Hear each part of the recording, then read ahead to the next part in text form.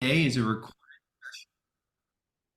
It's a session that we record for the Process Mining IQ educational website, as well as we'll post this to YouTube.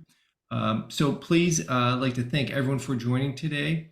And why don't we go ahead and get started? If you could move to the next slide.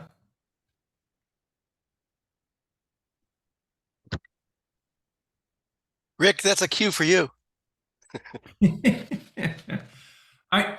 So really, in today's session, what we want to do is really understand the value of process mining and walk you through all phases of the process mining value lifecycle. So what we'll go from all the way from creating that initial business case to making sure that business case has the data quality in it, not only to sustain the initial business case, but also to be able to validate that data throughout the life cycle, as well as identify how do you actually capture the value from using process mining? What are the immediate value steps you could take to capture that value?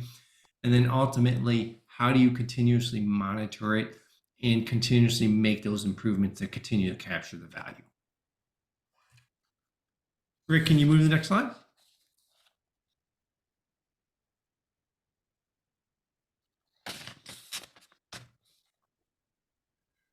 All right, so creating the business case for process mining. Really, where we see it, a lot of companies is they start with the wrong premise that they're really just using this as a process improvement tool, looking for automation opportunities for RPA. Where we're seeing very successful companies take advantage of process mining is they take a look at it from a very different point of view. They look at it from the aspect of how do you continuously monitor your process to capture value and to improve that process. So I'll give you an example. I was at a large distribution center last week. It was built in 2019. It was 4 floors of the latest automation technologies you could imagine, from robots walking around to conveyor belts moving at almost light speed. And we had the lucky opportunity to visit their control room.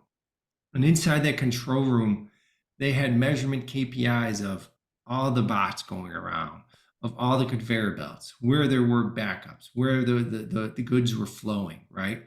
And it's really that same mindset people need to take when they're looking at a process mining tool and building out that business case.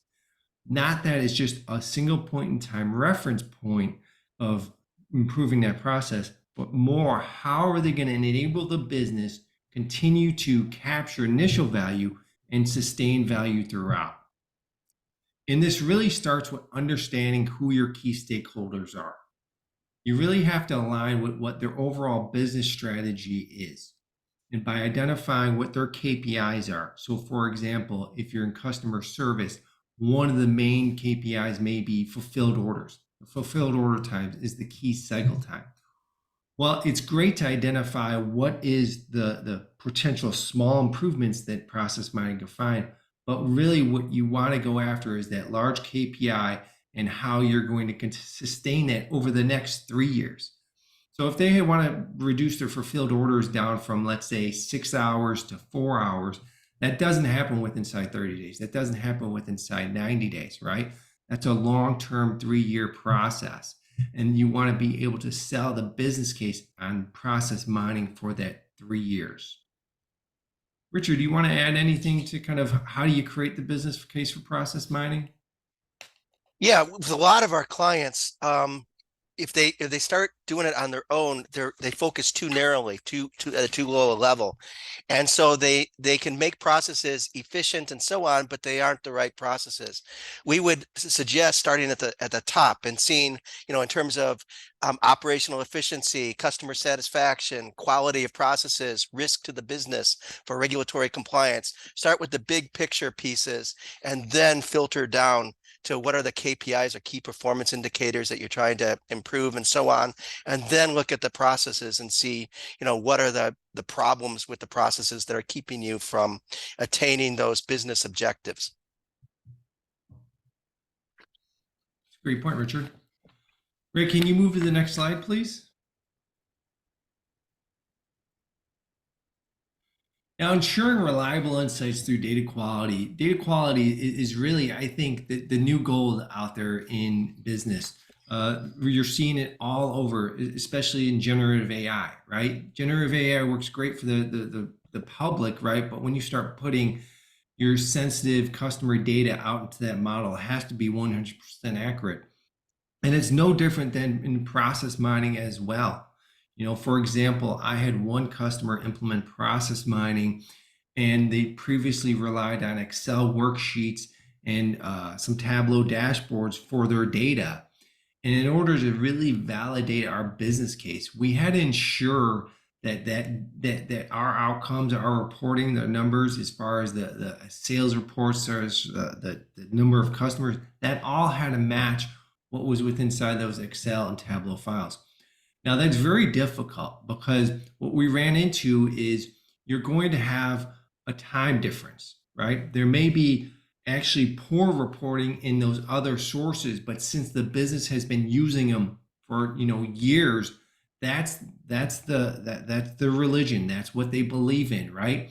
So now you have to find a way to convince them that those deltas that you're finding in process mining are not only accurate, but more that you have a methodology to describe what those variables are. So, for example, in that customer who was tracking the cycle time of the custom orders, there was actually a 5-day delay of when that department was getting their data versus getting it in real-time data from process mining. So what we did was we took those 5 days and we identified what the critical data elements were, identified the value of those data elements from a cycle time perspective, from a sales amount perspective.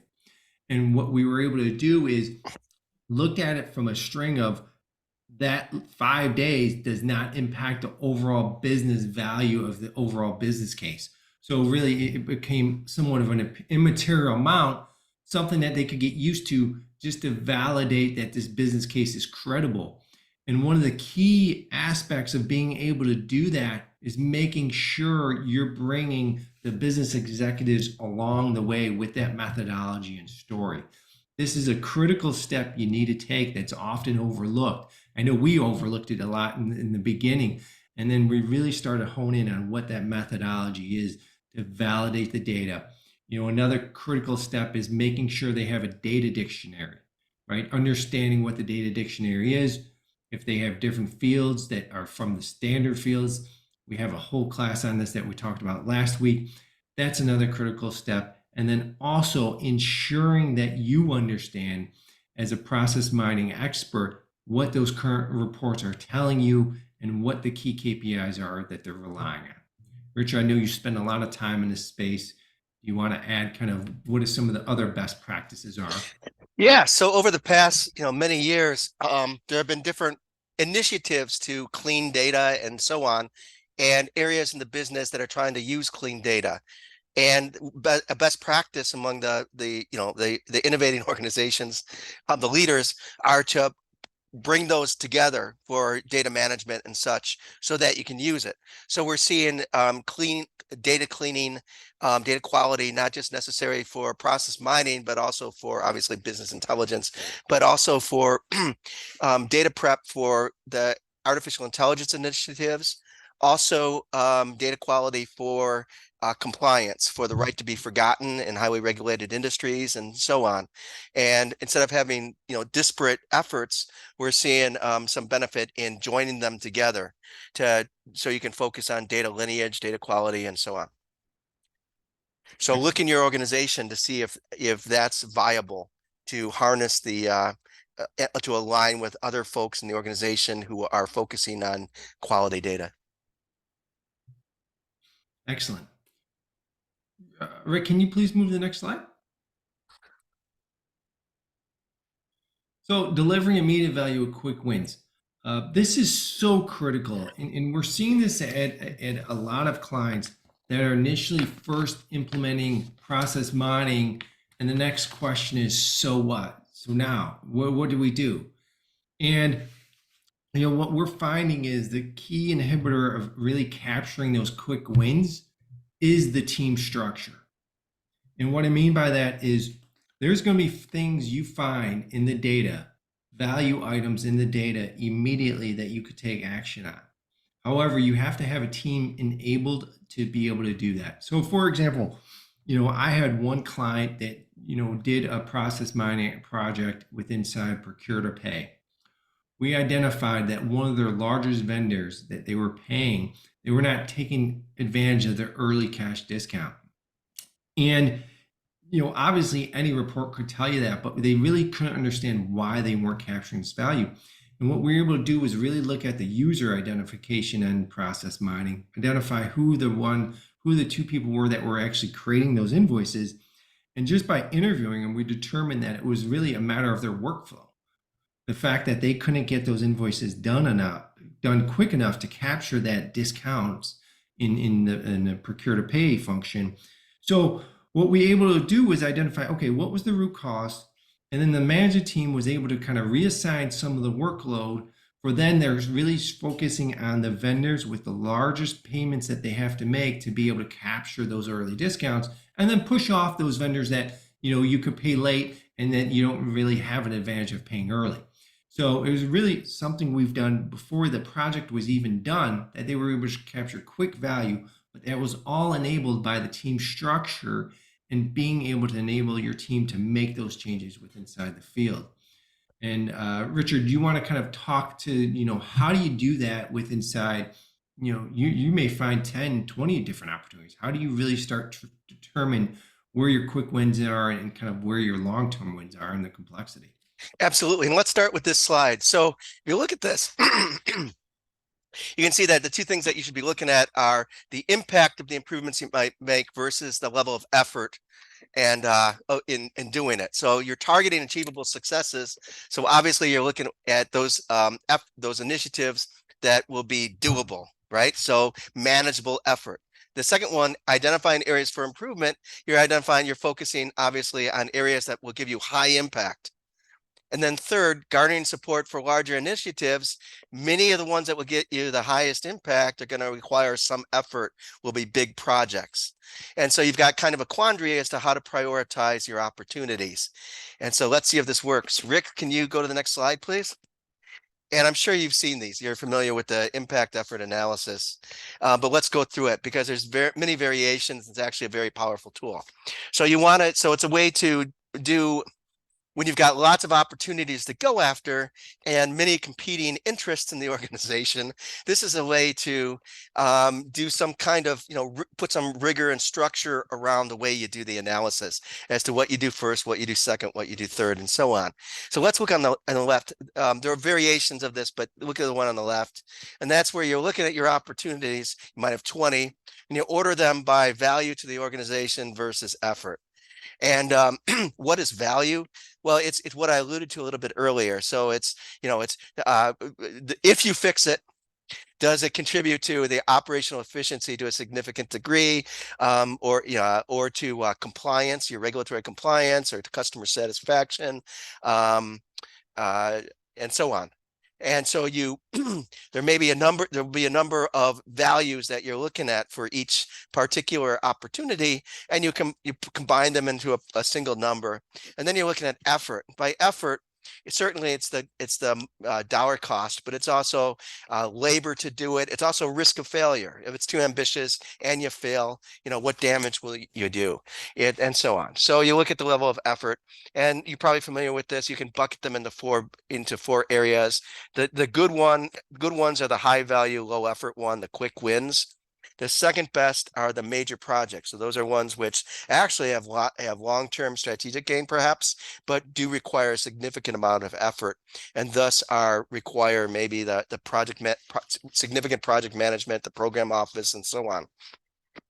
The high effort, low value, I'm sorry, I screwed this up. Let's do it. The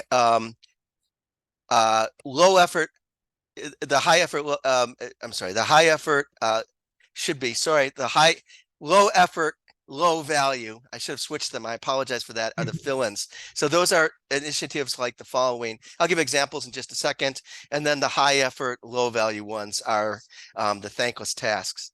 And some examples of these are, for example, the quick wins we often see for organizations is RPA. So you've got robotics. So you've got particular tasks that are manual, and if you improve them and convert them from manual to automatic, it's not dependent on anything else. You're not going to mess anything else up. You can fix that. Those are the quick wins. The major projects are to digitize and automate. So put in a services and enterprise content management system, put in a platform for doing case management or workflow, put in intelligent document processing to digitize and recognize, extract the data from your incoming documents and so on. Absolutely well proven, phenomenal ROI, but it is a major project that you have to do. The ones that are fill-ins, let's do that. And so those are the ones that are low effort, low value, are, for example, automating tasks which are low volume, low value, low risk. So he can do it, it's the board meeting minutes or some human resources task or whatever. No insult to human resources or administration. So where it's great, you fix it, but really, so what? And then the final ones are the thankless tasks. Those are, you got to be very careful about, and those are the ones that you might fix, but the problem didn't need to be solved because other things you're doing are going to remove that as a problem. So an example would be fixing faxes that come in and digitizing them and so on, but actually the case management system that you're putting in is actually going to remove fax as a channel, as an option. So you didn't even have to solve that problem. Okay, and there are other, sorry for being long-winded, folks, but so that's the basic approach, and then there are nuances on it. Whereas, so this time to value prioritization is when you have some good, you got a list of 5, high targeted, high priority initiatives, and then you say, what should we do first? And the idea there is which one can get us benefits quickest. And so you're looking at how easy it is to implement and how well aligned your team is to get it rolling. Let's go to the next slide, Rick. And Richard, if I Oh, could just sorry. add something there. I mean, another thing to think about when you're kind of categorizing all your opportunities is really, what is important to the business. Value is defined in a lot of different ways. Like Richard and I have one client where they have 300 people in their customer care center, and it's not the fact that they want to automate it to remove the people and let them go. It's more they need more people in other areas of the business, and they want to retrain these people to do other job functions that they see as more valuable. So, like, there's a good example of something that's not necessarily quantifiable, not necessarily something that has this, long value stream to it, but it's more an immediate need from a skill redeployment function that was the highest value opportunity that they wanted to achieve. Excellent. And so here's some more examples. One, and actually from another client that Marty and I have, where we did this sort of thing. On the left-hand side, you see actually a matrix, impact versus effort matrix in action. And that's how we prioritize what projects to go after. And on the right-hand side, what you have there, it harkens back to some points we've already made. And that is when you're looking for business opportunities and so on, start high, start with the business objectives and then move down. So you're not optimizing, a low value opportunity. So here what you have is accounts payable and the business objectives. You see that's the second row down. You basically, for AP, you can bucket into 4 various types of business objectives, which is what we've been talking about: operational efficiency for labor activity, spend reduction, working capital optimization, regulatory compliance. I would add satisfaction as well. And then you boil down what are the so those are the things we want to optimize. Where are the where can we do better? Where are the opportunities for improvement? And if we do improvement, what value are we going to get? And if we do improve them, how much effort was that where we could have done something else? And then go to the next slide, if you would, Rick.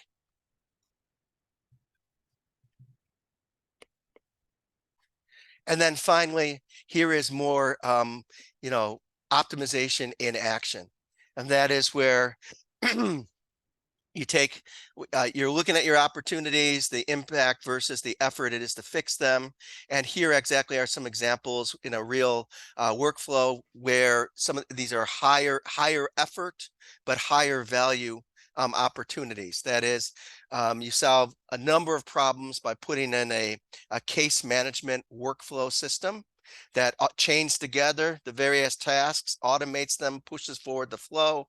You also put in place intelligent document processing to digitize the data and move that into the flow. And here's something, one of them, and that's the reason I really have this, is it's actually number 3, if you can see it. And that is this particular customer, it's actually the one client, though it's actually the one Marty was talking about, did a lot of manual calls and so on for scheduling appointments between its participants and clients and various kinds of counselors, and would be missed appointments and so on. So we greatly improved their operational efficiency just by putting in an automated scheduler, so that there would not be missed calls and missed appointments, and it would push the process back and so on. That was a high impact, low effort type of initiative, which really reaped dividends. Okay, Marty, back to you. All right. Thanks, Richard. You want to move to the next slide, Rick?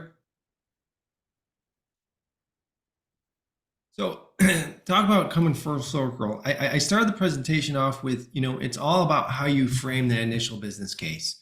And I brought up the example of, the warehouse and automation, right? And this is ultimately, the biggest power of process mining is that you're continuously monitoring the process and being able to make tweaks and changes. The way that the kind of the analogy I always use is analytics and reports are great, right? It's like a football game. You could get the average yards per run.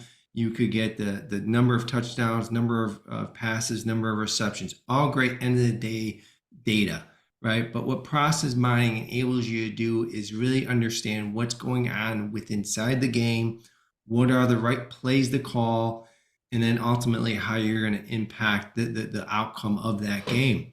So, a couple key ways on how we do this is establish a feedback loop within your process mining tool. Your process mining tool cannot be stagnant where it's really like any other report. You're giving somebody a report at the end of the week, end of the month, and saying this is what's going on with your process.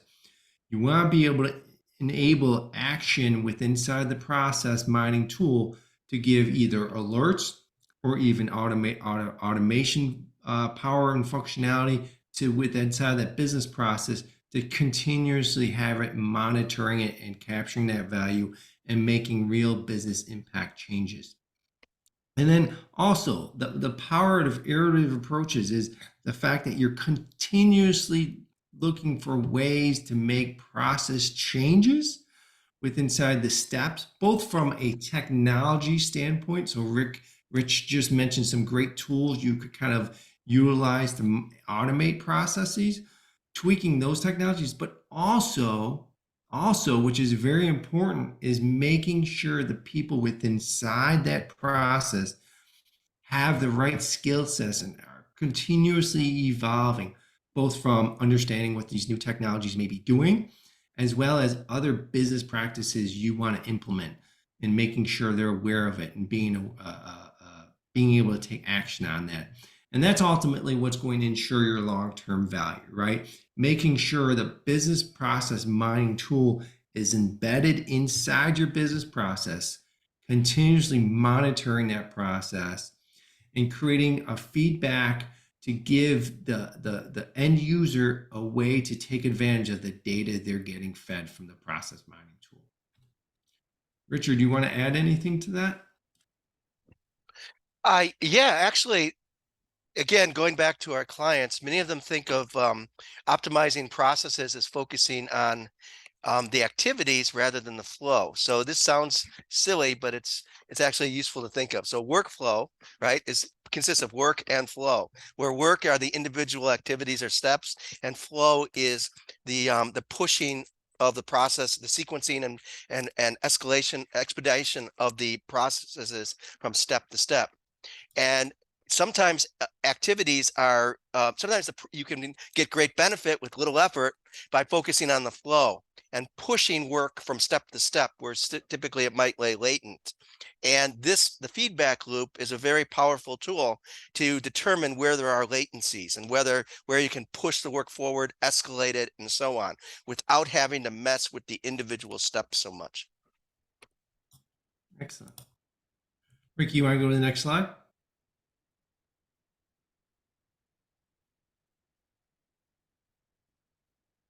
So some key conclusions and takeaways, right? The initial business case is ultimately what's going to drive the impact of whether or not you're really utilizing process mining tools as a one point in time solution to a way to really manage your business and continuously drive value throughout your business. And I think the only way really you show immediate kind of I shouldn't say show, but more the only way you really adapt a process mining throughout the organization is to show them the quick wins, to make sure it's enabling the team within inside of that department to take action, whether that's implementing new technologies or whether that's just making traditional process improvement results, to be able to get those quick wins and add value immediately. And then, of course, I think really understanding how does that fit into the overall long-term value, continuously monitoring your business processes, adding more additional processes, more data to make sure you're getting more and more insights and you're leveraging the latest functionality of these tools to really drive the value of your business. So with that said, Rick, why don't we move to the next slide? I'd like to thank everyone for coming today. Again, this is part of the Process Mining IQ series of educational topics we have on a monthly basis. This will be on the Process Mining IQ live website. It's a great resource portal if you want to learn more about process mining and be part of the community. And then in addition to that, our next live training is October 19th at 11 a.m. Central. And with inside that class, we're going to be going through process discovery and analysis using process mining tools. Richard, thank you for joining me today. Rick, you've been a great slide monitorer, and I'd like to thank everyone for joining us today. Thank you.